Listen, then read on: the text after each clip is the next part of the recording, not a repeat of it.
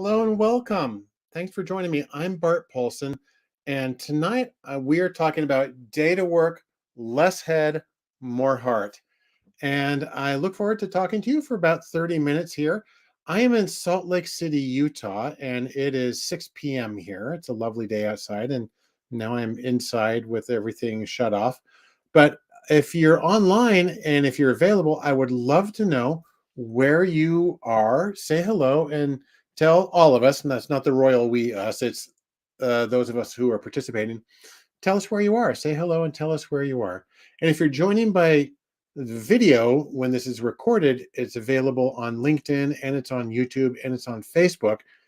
And if you're on video, obviously you won't be able to participate live, but I hope you'll be able to get the things that we share out of this and make something useful out of it. And so if you're out there, please feel free to say hello and tell us where you are. In the meantime, I should start explaining what I am hoping to accomplish tonight. Um, my main motive for this was a quote from an American modern dance choreographer named Mark Morris.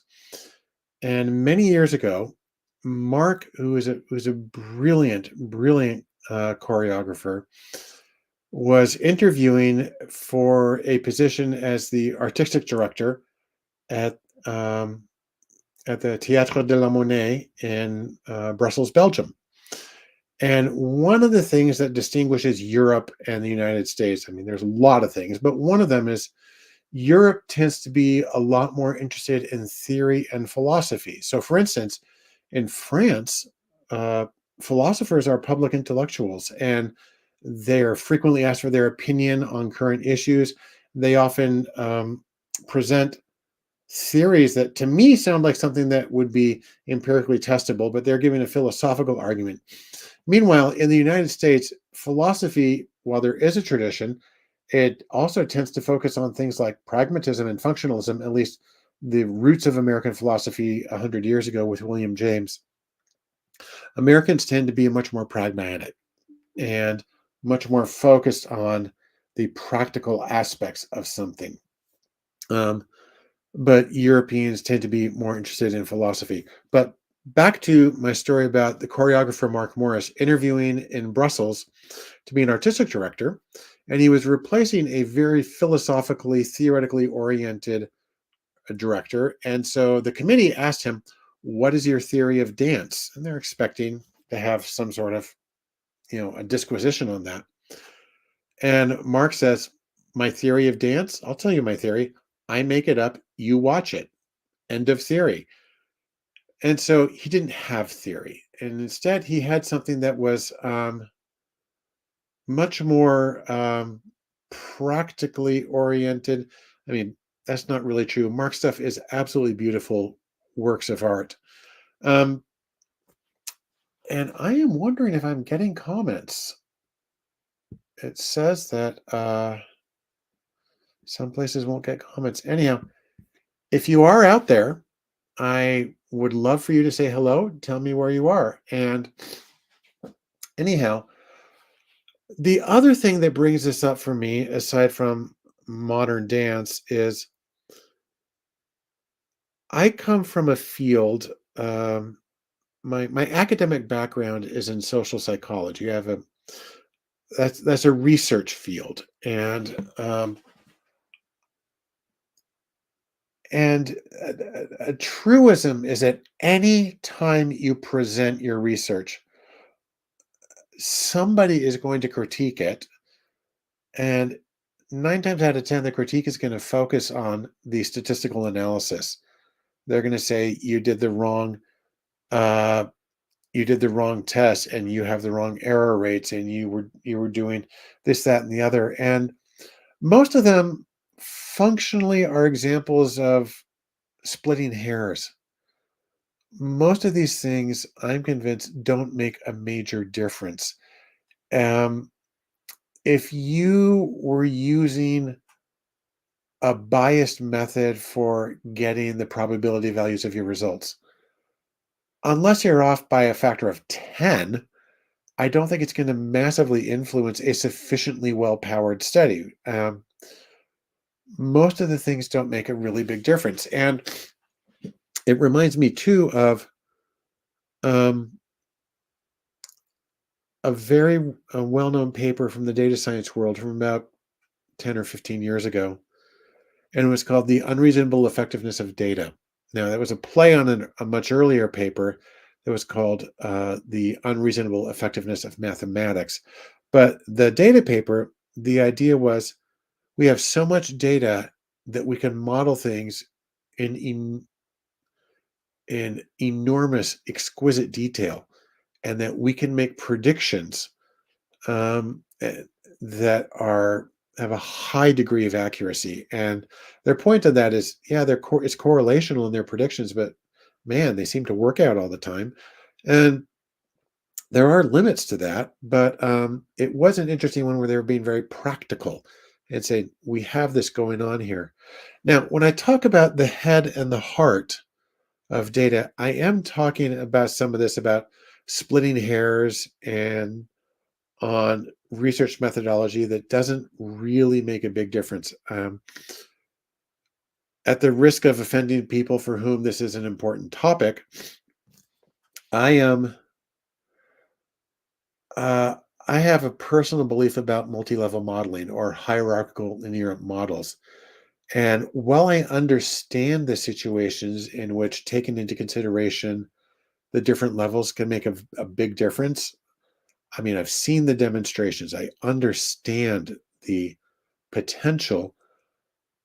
I'm not convinced that in most circumstances it makes a big difference. In fact, I know a lot where people go right ahead and treat everything as though we're all at the same level of observation, and it seems to work out. And in the data science world, people spend an enormous amount of time on what I consider the head part of things. And what that means is they're working on the algorithms. The algorithms are important. They are a necessary condition for the research, but they are not sufficient. And the level of complexity that you require, there's discretion involved in that. And I think that the 80-20 rule comes into play when you're looking at complexity. If you may be familiar with that. The idea is that you get 80% of your output from 20% of your input, or you get 80% of the rewards from 20% of the actions. There are variations on that. They don't have to add up to 100%. But the idea is that certain things you do have a lot of impact, and most of the rest has limited impact. And there's a point of diminishing returns when you're looking at an algorithm and you're trying to decide how much complexity do I need? How many parameters do I need? How many uh, different methods do I need to try? There's always ways to make it more complicated, but I'm not convinced that the complicated approach is always the best. In fact, I think that in general, complicated approaches don't generalize as well. I think they're harder to troubleshoot, but and they're not useful in all data situations. I don't deal with big data on a regular basis. I work with people in academic settings and mostly in nonprofits, and we deal with small data sets of. I mean, it's usually measured in the hundreds of cases, and so many of the methods that would be common in machine learning, like say, for instance, doing random forests, that's just not viable when you have hundreds of cases. You need thousands or tens of thousands for that to be reliable, especially if you're doing the validation processes that you should be doing. Anyhow, it's very easy to get caught up in the technical aspects of the work. Again, the head about learning this programming language, about learning that algorithm. And like I said, those things matter. They're important. Again, they are necessary requirements. You don't have to know 12 different languages. I do almost, I mean, when it comes to the data sets that I work on, I do a huge amount of spreadsheets. I mean, at least 80%, maybe 90% in spreadsheets. I do a large chunk of what's left after that in a in a program called Jamovi, which resembles SPSS. Think of it as an open source free version of SPSS that actually runs on R. And I will use R for anything after that. And so I don't have that many tools, but these seem to work very well for me. Um, on the other hand, once you have a sufficient set of tools, once you have a sufficient command of the language and the algorithms, well, there there are possibilities that are that go far beyond that. It's not just the technical aspect. This is a theme I've addressed several other times before. But when it comes to the heart of data, what that really is talking about people and the ability to understand people is also absolutely crucial to your data work. I know it's nice to think that you've got your random forests or you've got your neural networks or you've got whatever, and you can kind of throw the data into it and it'll produce a predictive model. Yeah, it will. Um, but whether that predictive model is helpful, and especially if it means what you think it means, is a totally different thing.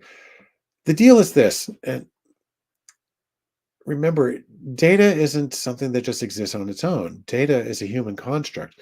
People have to decide to gather data, and they gather it for their purposes. Excuse me. They gather it for purposes. It doesn't exist until somebody plans to gather it. And they have to make decisions about where they're going to gather the data, who they're going to get it from, under what circumstances, and that affects the interpretation a huge amount. That's something that we've seen so much with the research on the biases in machine learning and so many of the catastrophes in AI.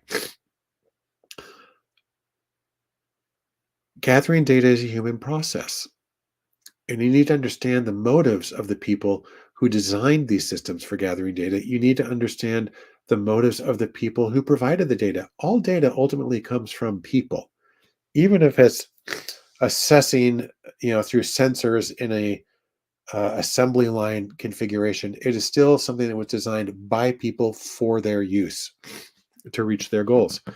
And keeping those goals in mind is always going to make an enormous difference. Also, as far as I'm concerned, none of your research is complete until you are able to address the stakeholder, the person who cares about the results, and tell them what they need to start doing or stop doing or continue doing with more confidence as a result of the analysis. Those are the actionable insights. And every research project should lead to actionable insights. And if you can't say what those actionable insights are, I really feel that you've missed the point of doing the project.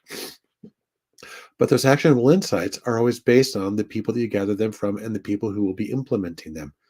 And that's why having the heart of the data and knowing what things mean is so important. I mean, there are so many examples of this, of data projects. Mostly, I mean, there are some of spectacular failures because a person made a few foolish assumptions about how people work. Um, I'll give you just a quick. Um,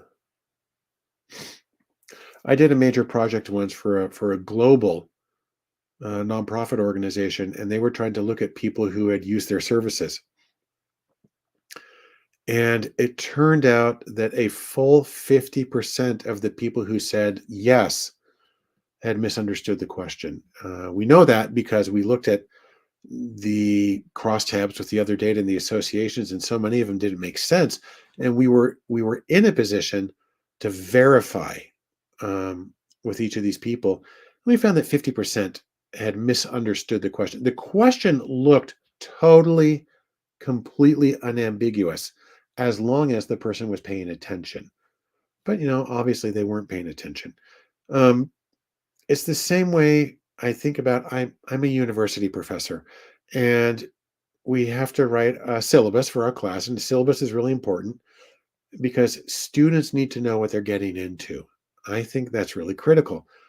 On the other hand, we also have to add, I think my last syllabus had at least 10 pages of university policy information. And I put it in there because I was required to. Um, but I can't possibly imagine that anybody would actually read all of that. It's like, who reads their cell phone contract all the way through? Nobody. And putting these things in ignores how they are used by humans and what the human's motivation is for getting those. Now, there is a few other things about having the heart of data. And number one is understand what's the impact of your data going to be on this. One of my favorite examples of things gone catastrophically wrong that I've talked about before was about 10, 15 years ago. Some researchers um thought it would be a good idea to produce a machine learning algorithm that could take a single profile photo from a social media site and from that predict whether a person was gay or straight. So they saw it as a technical challenge. They're going, great, we've got this learning model, we got this little dichotomous outcome because people classified themselves as one or the other on the site. And so they just took it as a new challenge. Like they might as well be trying to determine whether a person was left-handed or right-handed, or whether they used an Android or an iPhone. It didn't matter to them. It was the same. It was the same approach. The problem, of course, is that a person's sexuality is very, very sensitive, private information, and building a model that can make guesses about a person's private behavior can be used to out them in ways that are very, very painful to them. We're 2 days away here in the United States from June and the beginning of Pride Month. And the idea that people could be outed is is just such a quagmire. It's it's bad enough in the United States, but there are so many other countries where being gay is illegal, and the idea is that this could then be used for mass surveillance.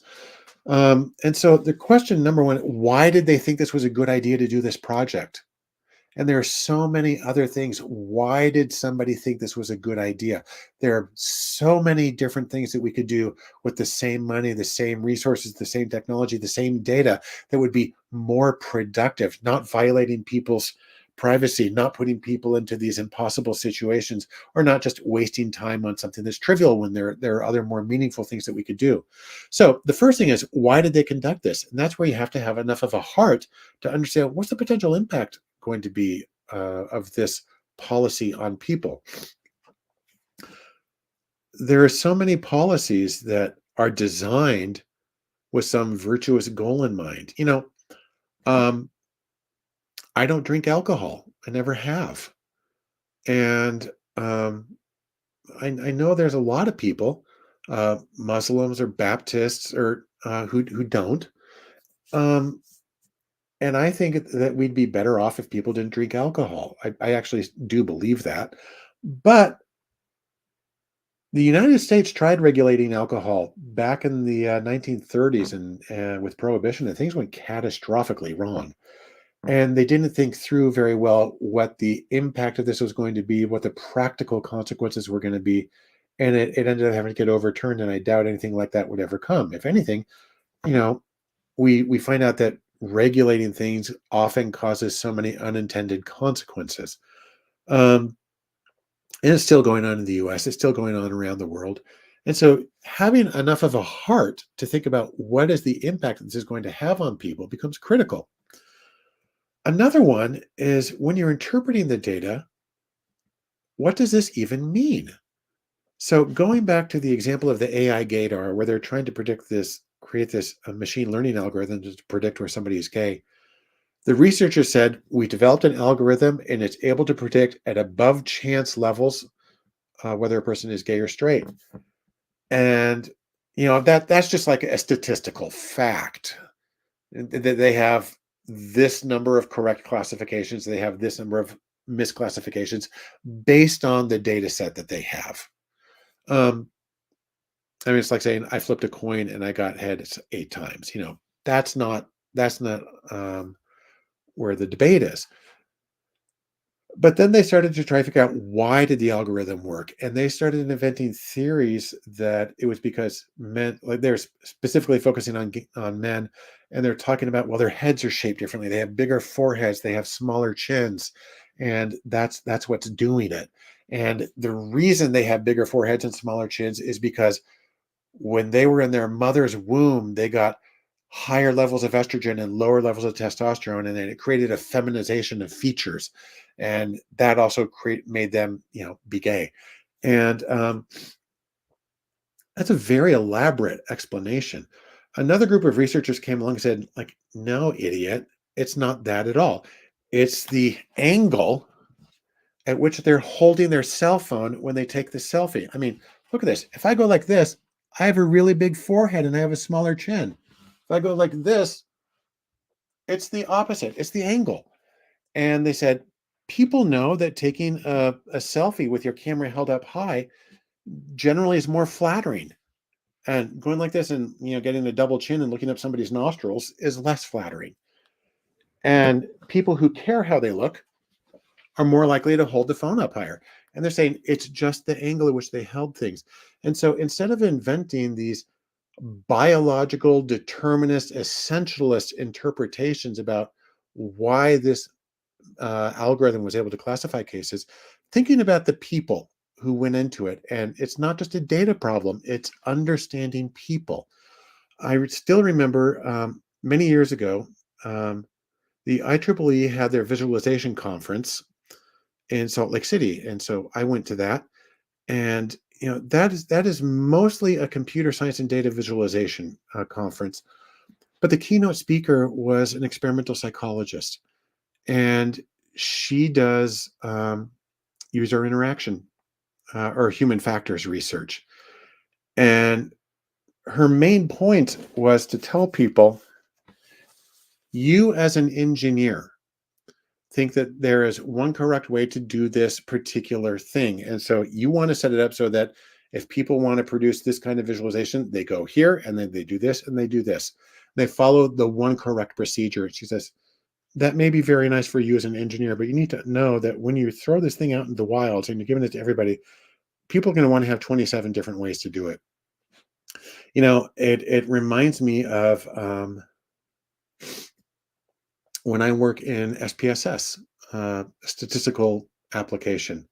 You can do everything with drop-down menus, and often you have more than one way to do things. If all you're trying to do is get a mean, you probably got 20 different menus that can get that for you. But SPSS also allows you to write code called syntax in SPSS, and you can do it that way. And if you're highly motivated, you can actually run R or Python in SPSS, and you can use commands from those languages. There are so many different ways to get to what you're going to. And the point here is that the developer, um, the person at the IEEE Viz conference was saying, yes, you may think that there's one logical way to do this, but you need to allow for the whole variety of human experience, and then people are going to want to do it lots of ways, and give them more options. Again, putting yourself not in terms of the ideal user who is basically you, uh, meaning your vision of an ideal user is somebody who approaches it the same way that you do, but instead to uh, look at things from their viewpoint. And then finally, there's the matter of, again, getting out of your head when you're interpreting and applying the results of a project. You've got this data, maybe even know what it means, but you have to think about the actionable insights and what is your client capable of doing. Again, you have to get back to what they're comfortable with. One of the things, if you're dealing with a very small nonprofit, is they're overtaxed. They are all, meaning they are already working as hard as they can. Um, Although actually that seems to be true for a lot of really big tech companies too. People are working really, really hard, and giving them a suggestion that's going to involve 100 or 1,000 hours of work on their behalf, It's not being sensitive to their situation. Um, I just published a newsletter a couple of days ago, following up on one of my earlier office hours where it's called Making Data Work Accessible.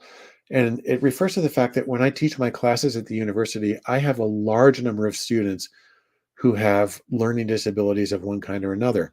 That might be dyslexia, it might be anxiety, it could also be various math difficulties or executive processing difficulties. It could be something as severe as dyscalculia, a very significant learning disability that affects math or learning difference. Um, and then there's a whole range of um, people on the neurodivergence on the autism scale.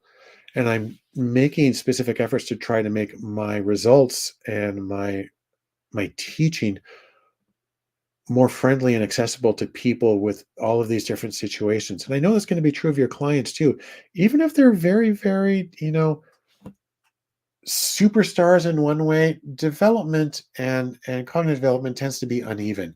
And so thinking about, um, yeah, they might be a really good programmer, but that doesn't necessarily mean they're going to be really comfortable with uh, graphs, and you might need to be a little more careful about how you explain it. That's maybe that's not the best example, but the idea here is thinking about your audience and what they're able to do. I can tell you right now, when people come along and say, like, use Python, Python's great. Yeah, I know Python's great, but if you don't know already how to use Python, uh, there's a challenge to learning it. If you already know how to use R, if you already know how to use SPSS, if you already know how to use Excel, there is so much you can do within that tool that you already understand. You know, I just bought a new keyboard and it's not here yet. It's going to have a different typing layout. I'm not necessarily switching to it. It's arranged in columns and it's split apart. And people say you can have to give yourself several weeks to get used to it. Well, I've got one new keyboard right here that I still haven't hooked up to my computer, um, just because every change involves some adaptation. And being sensitive to the time required for those things is going to make a big difference. And again, that's all about the general theory of switching from the head and thinking about technical solutions and technical aspects and precision, and also about the theory and then moving to the heart, which is about the practical impacts that your work has on people, the the ways that they can implement it, and the ways that you can serve them. And with that, I thank you for joining me, and the recording here will be available shortly on LinkedIn and Facebook and YouTube. I realize that comments didn't work during this presentation, but I do invite you to connect with me on LinkedIn. I would love to hear more about some of your own experiences with this topic so we can learn from each other. And with that, thank you so much for joining me. Bye-bye.